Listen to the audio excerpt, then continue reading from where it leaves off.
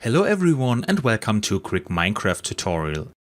In today's video I want to show you how to allocate more RAM to Minecraft. It's pretty simple to do. First I open my Minecraft launcher and select the appropriate game.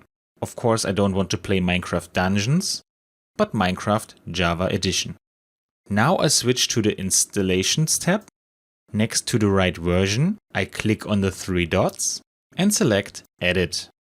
Here I click on More Options and go to the item JVM Arguments. The first command is the one I need to edit. Minecraft uses 2 GB of RAM by default. And since my computer has 64 GB of RAM, I now want to allocate 16 GB to Minecraft. So I delete the 2 and enter 16. Now I click on Save. Now I will test this in the game and I will also show you where you can see the RAM. When I enter a world, I press F3. On the top right I find the abbreviation for memory and there I see my 16 GB now. When I press Escape I can show you this more exactly, this point. So as you can see, the setting worked.